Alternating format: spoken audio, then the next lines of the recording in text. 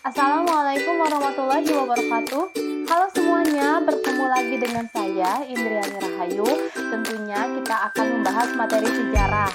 Nah, pada kesempatan kali ini kita akan bahas materi sejarah Indonesia di kelas 11. Materi yang akan kita bahas yaitu tentang penjajahan bangsa Eropa di Indonesia.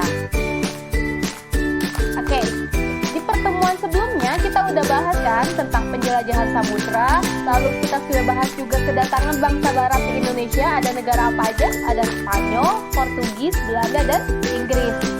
Pada video kali ini kita akan bahas materi selanjutnya yaitu tentang perluasan kolonialisme dan imperialisme di Indonesia. Jadi setelah bangsa-bangsa barat itu datang ke Indonesia, sekarang kita bahas bagaimana tipe penjajahan mereka, bagaimana kolonialisme dan imperialisme yang dilakukan oleh bangsa barat tersebut di Indonesia. Tentunya kita akan bahas tentang kolonialisme dan imperialisme bangsa barat itu dari beberapa negara. Yang pertama kita akan bahas tentang bangsa Spanyol, bangsa Portugis, bangsa Belanda, dan bangsa Inggris. Negara-negara tersebut melakukan penjajahan dengan tipe yang berbeda. Dan kita akan nanti lihat siapakah negara yang bisa bertahan lama di Indonesia dan siapa yang akhirnya harus pergi dahulu untuk melepaskan penjajahan di Indonesia. Oke, perluasan kolonialisme dan imperialisme di Indonesia. Kita bahas perkembangan penjajahan Belanda di Indonesia.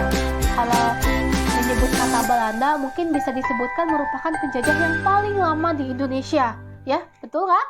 Belanda itu memang paling lama menancapkan yang namanya kolonialisme dan imperialisme di Indonesia dibandingkan negara Portugis, negara Spanyol, apalagi negara Jepang nantinya. Belanda itu memang paling lama menancapkan kolonialisme dan imperialisme di Indonesia. Ada banyak hal yang dilakukan oleh Belanda. Banyak sekali kebijakan-kebijakan yang dilakukan oleh Belanda karena memang waktunya sampai lama sekali. Sehingga dia bisa melakukan yang namanya berbagai kebijakan di Nusantara. Oke, mari kita mulai. Kedatangan Belanda ke Indonesia itu awalnya kan dia bukan berdasarkan atau bukan suruhan dari Ratu Belanda, tetapi merupakan perwakilan kongsi dagang ke Indonesia. Kongsi dagang Belanda mencari rempah-rempah, mereka melakukan pelayaran, akhirnya mereka bisa sampai di daerah pertama apa? Daerah Banten, ya kan? Akhirnya karena dia mendapatkan rempah-rempah yang mereka inginkan, kongsi dagang Belanda makin banyaklah yang datang ke kita. Banyak pedagang-pedagang Belanda yang melalui kapal-kapalnya bisa sampai di Nusantara. Karena saking banyaknya kapal-kapal dagang, akhirnya dibentuklah yang namanya VOC. Utama kita bahas era VOC, Perserikatan Dagang Hindia Timur. Sekarang kita bahas. Apa sih tujuannya dibentuk VOC? Jadi tujuan dibentuk VOC itu untuk apa? Menghindari pertikaian antar pedagang Belanda. Jadi telah saya sebutkan tadi bahwa awalnya kan Belanda itu datang itu bukan merupakan perwakilan negaranya, tetapi merupakan perwakilan kongsi dagang. Kongsi dagang dengan kapal-kapal mereka berlayar bisa sampai ke Nusantara, mereka mencari rempah-rempah. Akhirnya mereka dapat rempah-rempah balik ke negerinya. Di negeri Belanda akhirnya kan banyak pembicaraan. Ini rempah-rempah dari mana? Oh, dari Nusantara. Wah, saya juga pengen. Akhirnya kongsi dagang yang lain atau pedagang-pedagang Belanda lain datanglah ke Indonesia. Makin banyak pedagang datang ke Indonesia untuk menghindari pertikaian antar pedagang Belanda dibentuklah VOC. Dan juga untuk apa VOC dibentuk? Untuk memperkuat persaingan dengan kongsi dagang negara lain seperti Inggris. VOC telah diberikan hak monopoli terhadap perdagangan dan aktivitas kolonial di wilayah tersebut oleh Parlemen Belanda pada tahun 1602. Jadi akhirnya VOC diberi hak oleh Parlemen Belanda untuk melakukan monopoli terhadap perdagangan dan aktivitas di wilayah Nusantara. VOC mempunyai hak-hak istimewa. Jadi saking VOC itu mendapatkan rempah-rempah yang banyak yang dibutuhkan oleh negerinya di Belanda, VOC akhirnya memiliki hak-hak istimewa yang disebut dengan hak oktroy yang diberikan oleh siapa? Oleh Parlemen Belanda, oleh Ratu Belanda. Hak-haknya apa aja isinya? Yang pertama, hak monopoli dagang di wilayah antara Amerika Selatan dan Afrika. Hak memiliki angkatan perang, bahkan mereka diperbolehkan punya angkatan perang sendiri. Dan membangun benteng pertahanan. Dia diperbolehkan membangun benteng pertahanan. Dia memiliki hak berperang dan menjajah, hak mengangkut pegawai, dan hak melakukan pengadilan, dan hak mencetak dan mengedarkan uang sendiri. Jadi VOC benar-benar diagung-agungkan waktu itu karena dia menghasilkan banyak rempah-rempah, membawa rempah-rempah yang banyak, hak-haknya benar-benar banyak. Dia boleh bikin uang sendiri, dia boleh mengangkat pegawai, dia boleh berperang, dia boleh menjajah, dia boleh mengangkat angkatan perang sendiri. Diperbolehkan semuanya oleh parlemen Belanda. Makanya di Indonesia VOC menjelma menjadi sangat besar karena dia diberikan hak-hak yang besar juga oleh parlemen Belanda tersebut. Nah, di samping hak-hak istimewanya, VOC juga memiliki kewajiban khusus terhadap pemerintahan Belanda. Jadi kan kalau diberikan hak pasti ada yang harus mereka kasih kepada pemerintahan Belanda. VOC wajib melaporkan hasil keuntungan dagangnya kepada parlemen Belanda dan membantu pemerintahan Belanda. Tujuan utama VOC itu untuk mempertahankan monopolinya terhadap perdagangan rempah-rempah di Indonesia. Jadi VOC itu ingin mempertahankan monopoli perdagangan, ya kan? Dia ingin yang namanya monopoli perdagangan itu tetap dipertahankan dan dipegang oleh Belanda di daerah Nusantara. Apa itu monopoli perdagangan? Jadi kayak gini, dia pengen rempah-rempah, dia mencari kerjasama, mencari cara supaya di Nusantara semua rempah-rempah itu diberikan kepada Belanda, dijual kepada Belanda. Hal ini dilakukan dengan penggunaan dan ancaman dengan kekerasan. Jadi banyak cara yang dilakukan oleh VOC.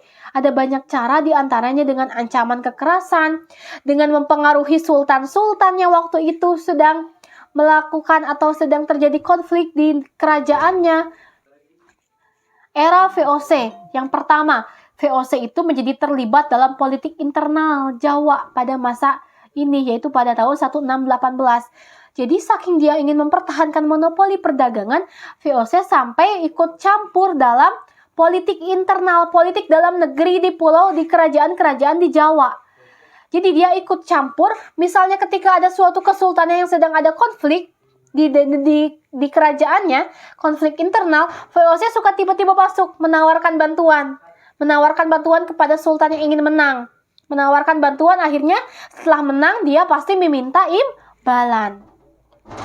Salah satunya kepada Pangeran Jayakarta yang diserang oleh kerajaan Banten. Akhirnya kerajaan Banten pun dibantu oleh Inggris. Jadi VOC membantu Pangeran Jayakarta.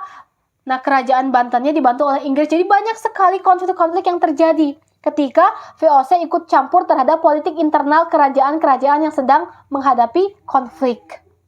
Yang kedua, pada tanggal 30 Mei 1619, Gubernur Jenderal Jan Pieterszoon Koen mengirimkan 17 kapal untuk menyerang dan memukul mundur pasukan Banten. 3. Apa yang dilakukan oleh VOC? Pasukan kerajaan Banten akhirnya berhasil dikalahkan. Jan Pieterszoon Koen kemudian membangun kembali kota Jayakarta dan memberinya nama Batavia. Jadi akhirnya ketika pasukan Banten berhasil dikalahkan oleh VOC akhirnya membangun kota Jayakarta dan mengganti namanya menjadi Batavia. Batavia dijadikan pusat perdagangan dan kekuasaan Belanda, dan Batavia juga resmi dijadikan markas besar VOC di Indonesia. Nah, dalam menghadapi kerajaan-kerajaan Indonesia, Belanda juga melancarkan politik adu domba atau divided et impera. Jadi, banyak sekali politik adu domba yang dilakukan oleh Belanda. Jadi, Belanda contohnya dia juga melakukan politik adu domba di kerajaan Banten. Dia mendekati salah satu petinggi kerajaan Banten, memberikan bantuan, dan akhirnya nantinya dia meminta imbalan. Imbalannya apa? Imbalannya sangat besar. Biasanya imbalannya berupa monopoli perdagangan rempah-rempah di daerah Banten harus semuanya diserahkan, dikelola oleh VOC. Itu yang namanya dinamakan politik adu domba atau divide et impera. Jadi mempengaruhi politik dalam negeri suatu kerajaan, mereka menawarkan bantuan dan nantinya mereka meminta imbalan. Itulah berbahayanya VOC pada saat itu. Akhirnya dari VOC ini berkembanglah lama-lama menjadi suatu penjajahan. Lama-lama VOC mundur abad ke-18. Karena apa? Kenapa VOC akhirnya dia runtuh atau bubar? Yang pertama gara-gara adanya persaingan dagang dari bangsa Perancis dan Inggris. Yang kedua, penduduk Indonesia terutama Jawa telah menjadi miskin sehingga tidak mampu membeli barang-barang yang dijual oleh VOC. Yang ketiga, perdagangan gelap merajalela dan menerobos monopoli perdagangan VOC. Jadi muncul perdagangan gelap di luar kendali VOC. Yang keempat, pegawai-pegawai VOC banyak yang melakukan korupsi. Jadi ini salah satu faktor yang menyebabkan runtuhnya dari VOC gara-gara pegawainya korupsi. Dan kecurangan-kecurangan akibat dari gaji yang diterimanya terlalu kecil. Lalu, VOC mengeluarkan anggaran belanja yang cukup besar untuk memelihara tentara dan pegawai-pegawai yang jumlahnya cukup besar. Jadi selain banyak yang korupsi, kenapa mereka korupsi? Karena pegawainya ternyata digajinya menurut mereka itu kecil. Dan juga VOC itu banyak mengeluarkan biaya untuk apa ya? Untuk memelihara tentara, karena mereka sering berperang. Sering mempertahankan monopoli perdagangan dengan cara konflik. Itu yang menyebabkan VOC akhirnya mundur dan bubar. Jadi seperti kita ketahui, VOC juga bubar gara-gara korupsi. Jadi korupsi itu sudah ada sejak zaman dahulu. Makanya zaman sekarang kita harus benar-benar menghindari dan menghapuskan yang namanya korupsi. Karena bisa saja korupsi itu membuat negara itu hancur. Termasuk VOC juga udah ada buktinya kan. Korupsi menyebabkan VOC akhirnya runtuh. Korupsi menyebabkan VOC akhirnya bubar. Itulah akhir dari kejayaan VOC. Nah, setelah VOC bubar, apakah orang-orang Belanda pergi? Apakah orang-orang Belanda akhirnya meninggalkan Indonesia? Meninggalkan Nusantara? Tentunya tidak. Orang-orang Belanda tetap mempertahankan penjajahan atau kolonialisme dan imperialisme di Indonesia. Karena apa? Karena mereka merasa banyak sekali mendapat keuntungan dari daerah kita ini. Banyaknya era kedua dari penjajahan Belanda itu merupakan era pemerintahan Hindia Belanda. Kalau yang pertama itu era VOC. Kalau era VOC, yang di sini yang berperan penting, yang di sini punya pemeran itu VOC, bukan pemerintahan Belanda. Parlemen Belanda tidak punya peranan penting di sini. Karena yang di sini bergerak itu VOC. Sedangkan setelah VOC bubar, di sini barulah muncul era pemerintahan Hindia Belanda. Pemerintah Hindia Belanda atau Ratu Belanda yang mengatur langsung penjajahan di Indonesia, di Nusantara. Nah, kita lihat bahasannya. VOC akhirnya bubar tahun berapa? 1799. Segala tanggung jawab VOC diambil alih oleh kerajaan Belanda. Maka terbentuklah pemerintahan Hindia Belanda. Pemerintahan Hindia Belanda itu maksudnya apa? Merujuk ke penjajahan Nusantara. Jadi Indonesia itu waktu itu disebut Hindia Belanda. Nah, era pemerintahan Hindia Belanda. Dari tahun 1808 sampai 1811, Herman Willem Daendels menjadi gubernur jenderal Belanda di Indonesia. Jadi ada dipilih gubernur jenderal. Jadi kan dibentuk pemerintahan Hindia Belanda. Nah, untuk memimpin di Nusantaranya siapa? Dipilihlah gubernur jenderal oleh Ratu Belanda. Nah, waktu itu salah satu tokohnya namanya Daendels. Dia menjadi gubernur jenderal Belanda di Indonesia dengan tugas utamanya yaitu mempertahankan Pulau Jawa dari serangan pasukan Inggris. Jadi Inggris juga udah mulai nih, dia melirik Nusantara dan ingin menancapkan kolonialisme dan imperialismenya di kita. Tetapi dipertahankan dengan kepemimpinan Daendels untuk menghalau Inggris untuk masuk ke Pulau Jawa. Lalu kita lihat apa saja yang dilakukan oleh Daendels, kebijakan-kebijakan apa yang dilakukan di Indonesia. Yang pertama, Daendels selaku gubernur jenderal waktu itu di kita, gubernur jenderal Hindia Belanda, melakukan pembuatan jalan pos anyar di Jawa Barat. Ada yang dinamakan jalan pos dari Anyer di Jawa Barat sampai Panarukan di Jawa Timur. Jadi kalau bahasa Belandanya, dia membuat yang namanya pos Weh. Weh itu dalam bahasa Belanda artinya jalan. Jadi jalan pos Anyer sampai Panarukan. Kita bayangkan dari Anyer, dari ujung Banten, dari Anyer sampai ke Jawa Timur, Panarukan dibuat jalan. Dan sampai sekarang ternyata jalan tersebut masih ada dan digunakan di Nusantara di Indonesia sekarang. Itu merupakan peninggalan dari Daendels sendiri. Dia membuat jalan pos dari Anyer sampai Panarukan, Jawa Timur. Apa itu jalan pos? Ya jalan raya yang sekarang kita gunakan. Digunakan untuk apa? Untuk mengangkut hasil-hasil bumi supaya lebih mudah transportasinya. Itu ide dari Daendels.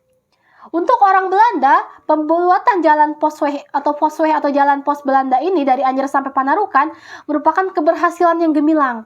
Karena mereka mampu membangun jalan.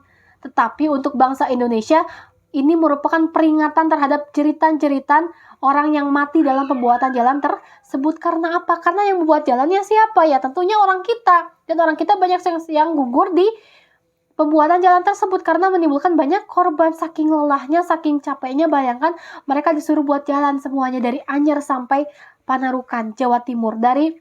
Dari Banten sampai Jawa Timur. Panjang sekali itu jalannya. Dan melewati banyak sekali kota di Indonesia saat ini.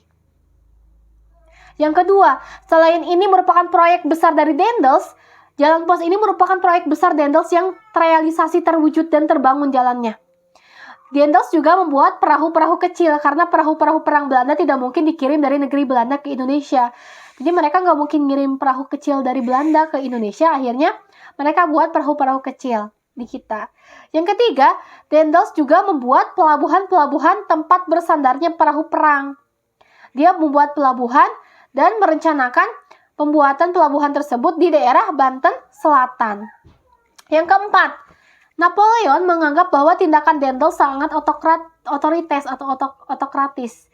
Maka pada tahun 1811, ia dipanggil kembali ke negeri Belanda dan digantikan oleh Gubernur Jenderal Janssens. Jadi akhirnya Dendels digantikan oleh Gubernur Jenderal Janssens karena apa? Karena dianggap tindakannya itu terlalu otoriter.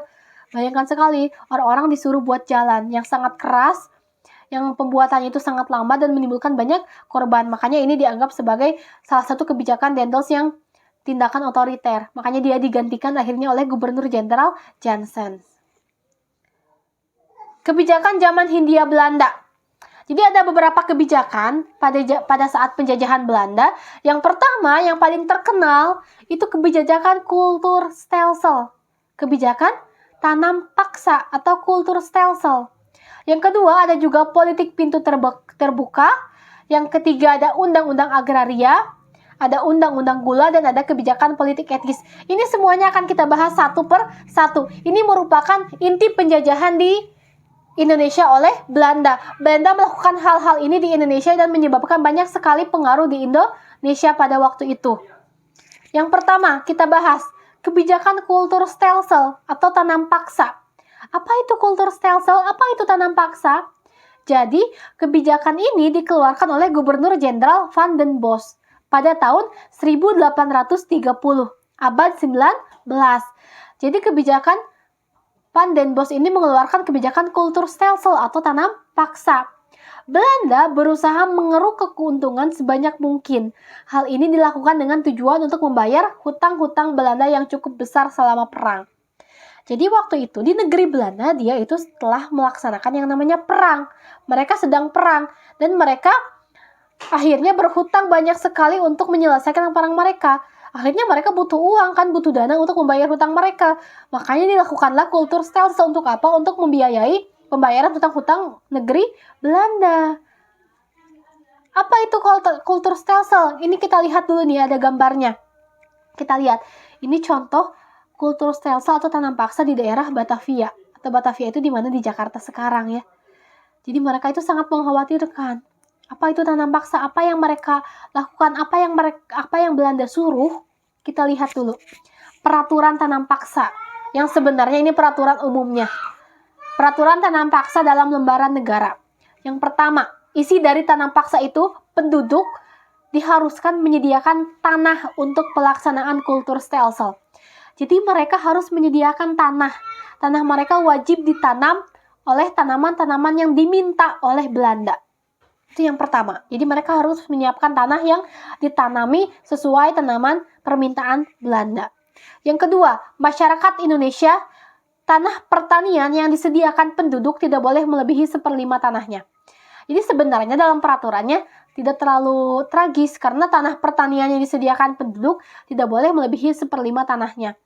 Jadi Belanda itu kan meminta tanah disediakan untuk ditanami tanaman yang mereka inginkan.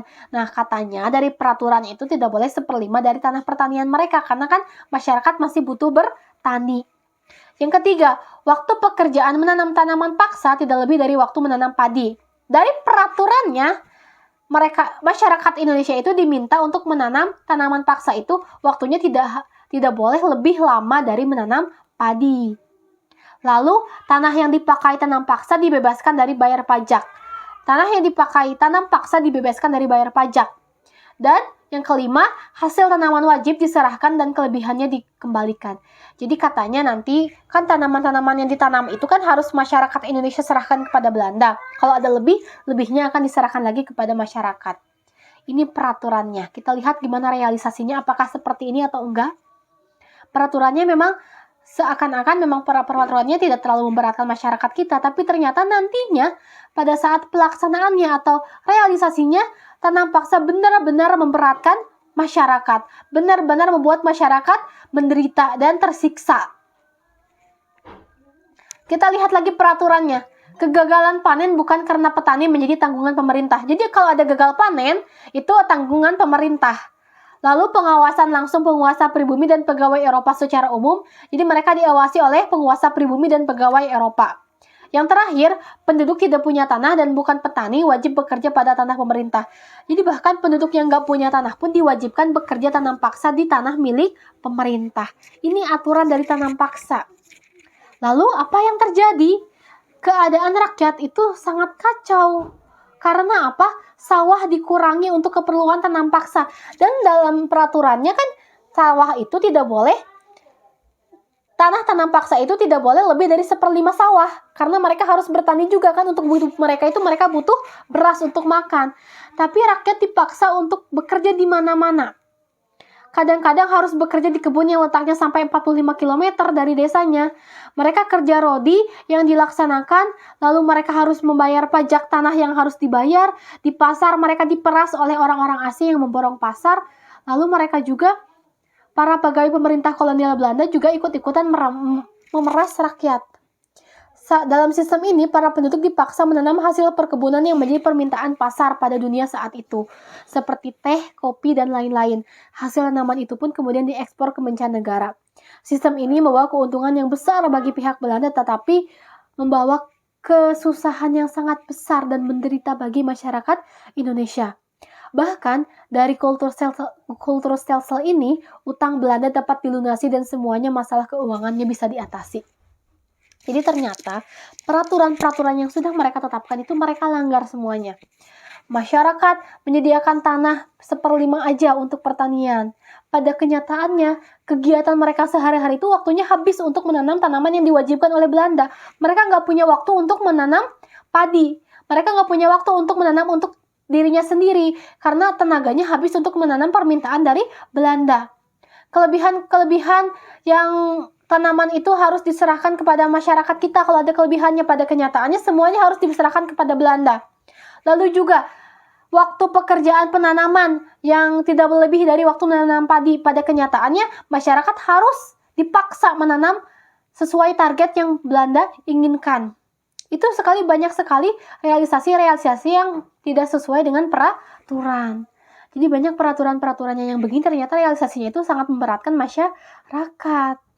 Ya, banyak sekali hal-hal yang tidak diinginkan oleh masyarakat. Bahkan masyarakat sendiri itu banyak yang diperas juga oleh para penguasa atau pemimpin pribumi. Jadi pemimpin pribumi itu dijanjikan oleh Belanda gini. Jadi ada kayak bupati gitu kan. Bupati itu kan dari orang pribumi. Bupati dijanjikan oleh Belanda. Bupati, kalau kamu mengirimkan tanaman-tanaman yang sangat banyak kepada Belanda dari daerah kamu, maka kamu akan mendapatkan keuntungan yang diberikan oleh Belanda.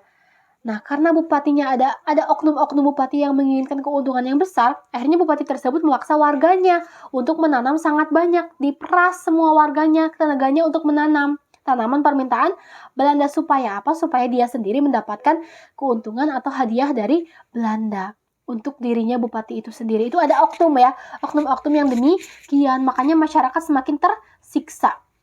Udah tanahnya dipakai untuk menanam, waktunya dipakai, tenaganya dipakai, mereka kekurangan yang namanya beras karena pertanian mereka terbengkalai, karena mereka difokuskan untuk menanam keinginan Belanda seperti teh, kopi, dan lain-lain. Waktunya habis untuk menanam keinginan Belanda. Itu yang namanya Kulturstelsel atau tanam paksa.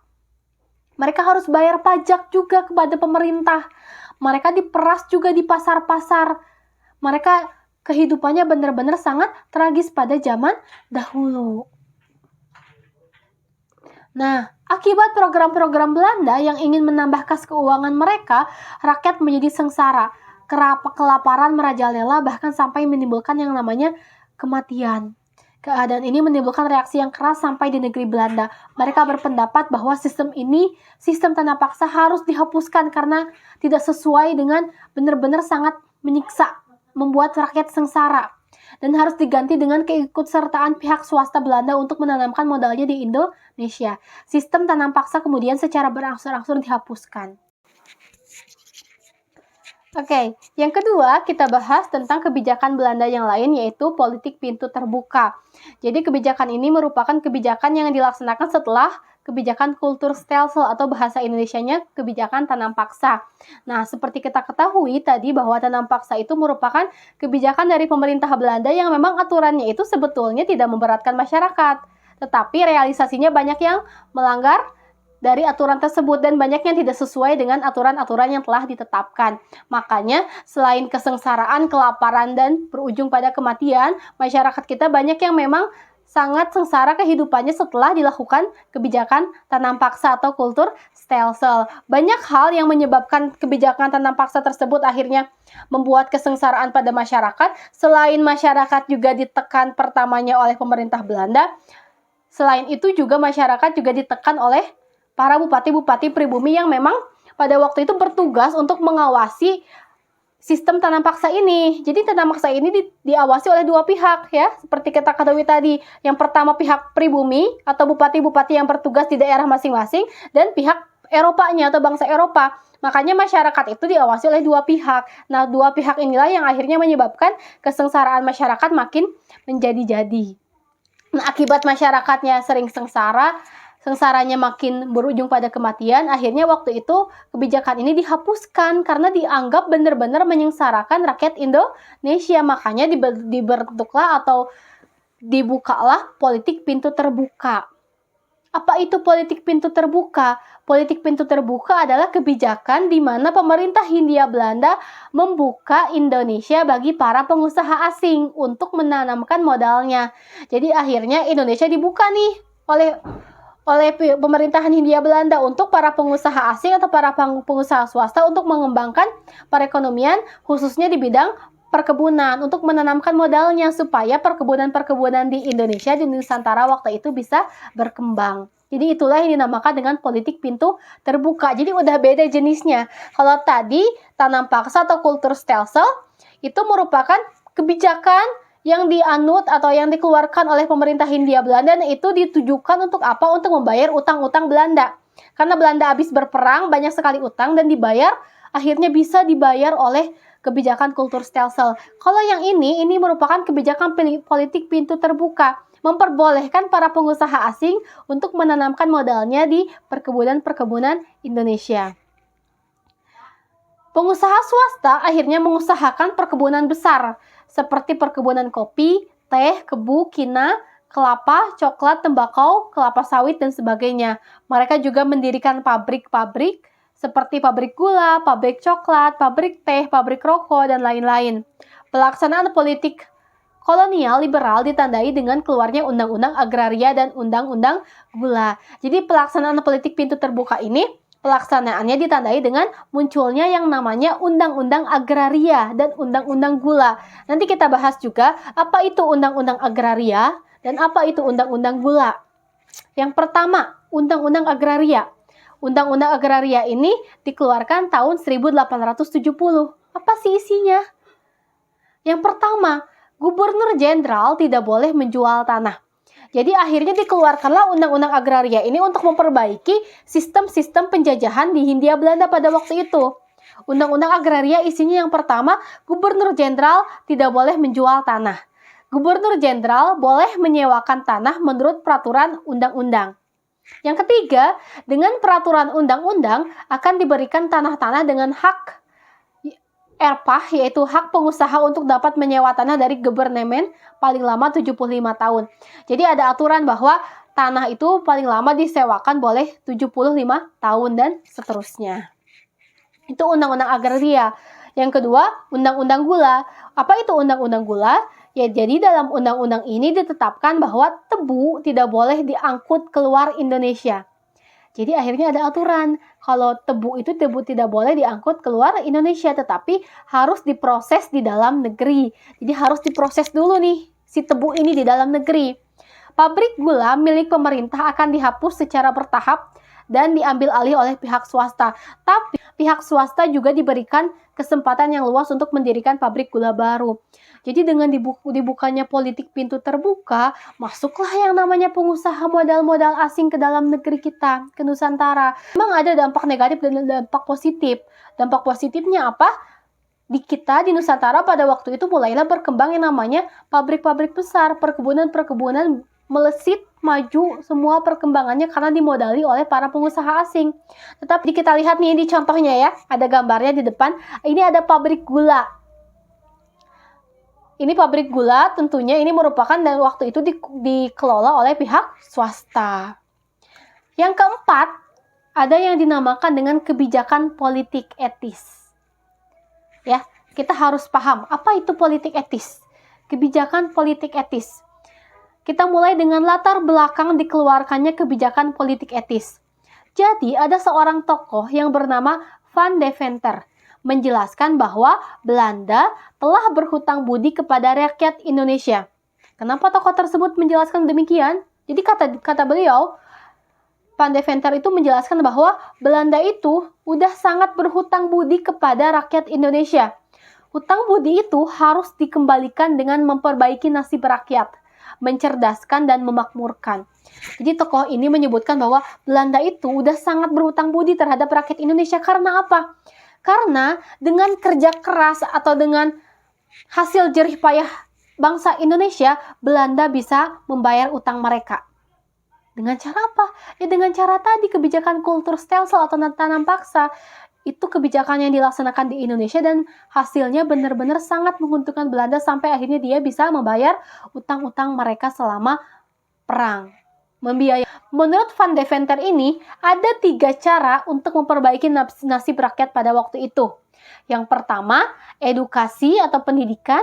Yang kedua, irigasi atau pengairan. Yang ketiga adalah emigrasi atau pemindahan penduduk. Jadi, kebijakan politik etis ini isinya ada 3. Apa isi kebijakan politik etis? Edukasi, irigasi, dan imigrasi.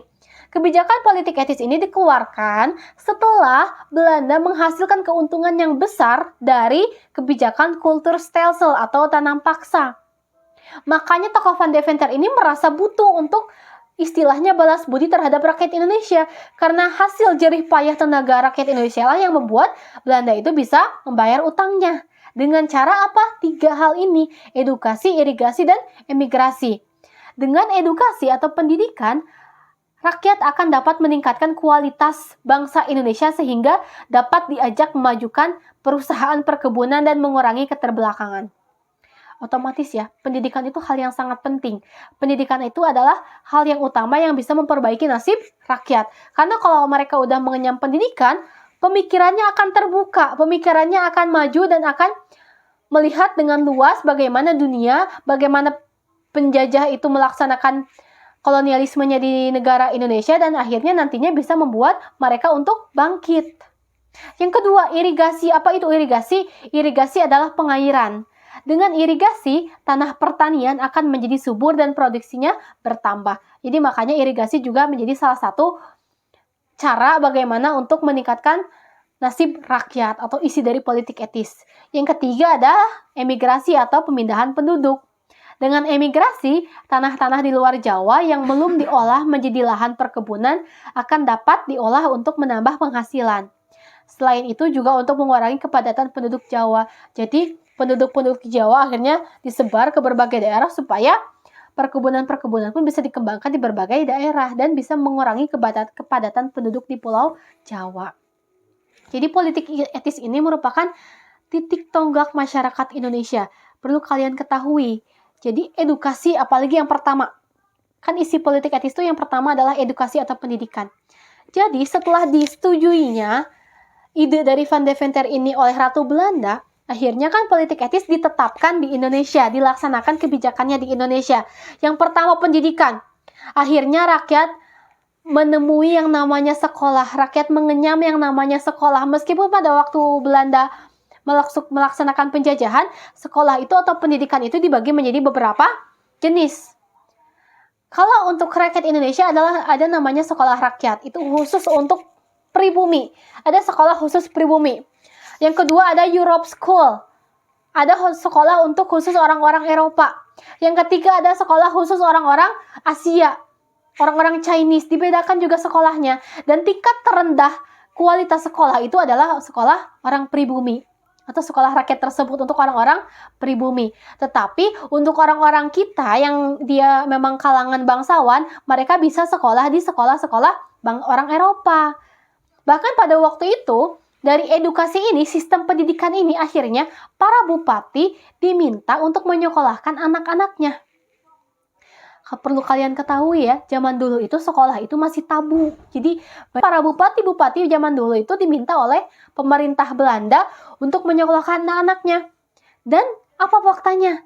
Banyak juga oknum-oknum bupati yang mereka nggak mau menyekolahkan anaknya. Mungkin kalau zaman sekarang terlihat aneh ya. Lah kenapa mereka nggak mau nyekolahin anaknya? Kan itu bakalan membuat tingkat pendidikan anaknya menjadi bagus. Tapi ternyata memang nyatanya demikian. Banyak para bupati yang tidak mau menyekolahkan anaknya. Makanya untuk memenuhi keinginan pemerintah Belanda supaya anak-anak mereka disekolahkan, banyak juga bupati yang dia malah menyekolahkan rakyatnya. Jadi ada anak-anak warganya yang dia sekolahkan dan dia anggap sebagai itu perwakilan dari bupati tersebut. Jadi dianggap sebagai perwakilan anaknya. Itu hal demikian itu terjadi pada zaman dahulu. Makanya ada yang dinamakan merupakan jenis elit baru. Setelah edukasi ini, setelah pendidikan ini muncul, idenya, sistemnya ini muncul sekolah, kan para bupati itu diminta untuk menyekolahkan anaknya. Tapi mereka banyak yang gak mau, malah menyekolahkan warganya. Muncul yang namanya golongan elit baru. Siapa itu golongan elit baru? Golongan anak-anak dari warga yang disekolahkan melalui bupati. Nah, mereka yang sekolah ini akhirnya kan pemikirannya terbuka, mereka punya pemikiran yang brilian, bisa bangkit, mereka menyadari bahwa mereka itu sedang dijajah dan mereka ingin bangkit untuk melawan penjajahan, mereka muncul menjadi golongan terpelajar atau golongan terdidik. Golongan elit baru yang merupakan dari kalangan terdidik. Mereka lah yang nantinya pada abad 20 menjadi golongan-golongan yang muncul bergerak untuk memperjuangkan bangsa Indonesia untuk melepas dari penjajahan. Atau mereka lah yang membuat masa pergerakan nasional menjadi bergerak karena tingkat pendidikan yang sudah mereka alami, sekolah yang sudah mereka alami. Jadi demikian, jadi edukasi ini benar-benar berpengaruh besar terhadap rakyat Indonesia. Karena banyak sekali orang-orang yang udah sekolah, akhirnya mereka sadar, oh ternyata kita itu lagi dijajah nih sama penjajah. Kita itu hidupnya sengsara gara-gara lagi dijajah. Makanya setelah mereka sekolah, mereka akhirnya sadar dan mereka bangkit, punya semangat tinggi, semangat juang yang tinggi untuk melawan para penjajah, untuk keluar dari penjajahan dengan cara-cara yang lebih baik. Bukan dengan cara berperang lagi, tetapi dengan cara yang baik melalui pendidikan. Itu yang pertama, edukasi. Jadi edukasi itu pada akhirnya banyak juga akhirnya masyarakat kita yang sekolah.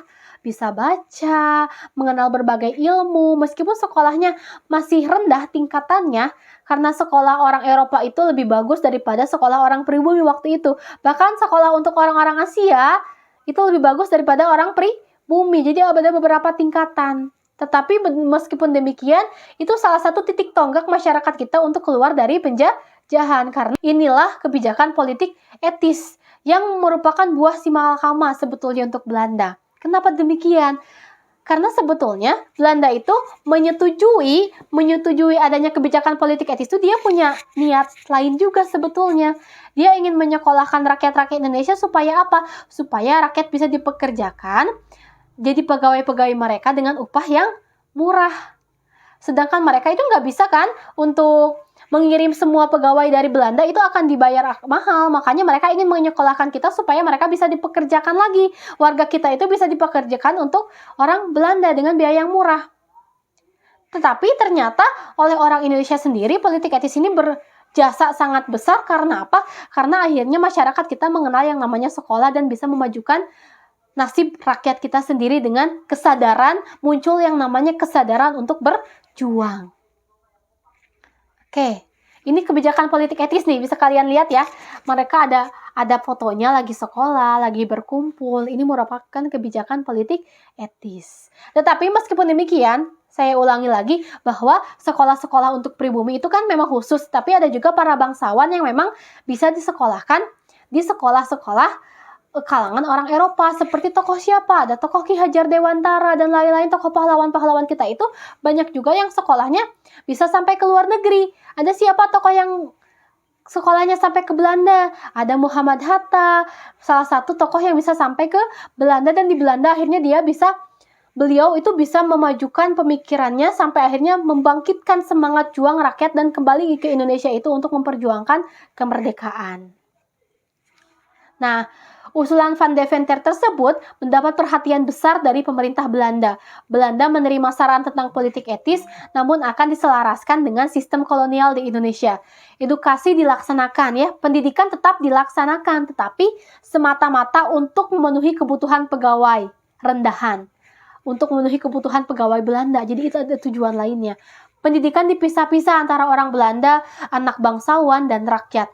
Bagi rakyat kecil hanya tersedia sekolah rendah, ya, untuk mendidik anak menjadi orang yang setia pada penjajah, pandai dalam administrasi, dan sanggup menjadi pegawai dengan gaji yang rendah. Itulah kebijakan politik etis. Bagaimana politik etis bagi Indonesia dampaknya? Jelaslah bahwa pemerintah Belanda itu telah menyelewengkan politik etis ya. Tetapi banyak sekali manfaat yang bisa kita ambil oleh bangsa Indonesia, salah satunya tentang pendidikan. Nah, itu penjajahan yang dilakukan oleh Belanda, kolonialisme dan imperialisme dari bangsa Belanda di Nusantara. Nah, yang terakhir kita akan bahas perkembangan penjajahan Inggris di Indonesia. Apa yang dilakukan Inggris? Ini adalah tokoh besar Inggris yang waktu itu melaksanakan penjajahan di Nusantara, di Indonesia. Ada yang namanya Thomas Stamford Raffles. Mungkin kalian sering dengar ya tokoh ini. Kalian pernah dengar Rafflesia Arnoldi? Bunga Rafflesia Arnoldi ini salah satu penamaannya itu dari tokoh tersebut, dari tokoh Inggris ini. Kenapa demikian? Nanti kita akan bahas. Kita akan bahas kebijakan-kebijakan dari Raffles ini.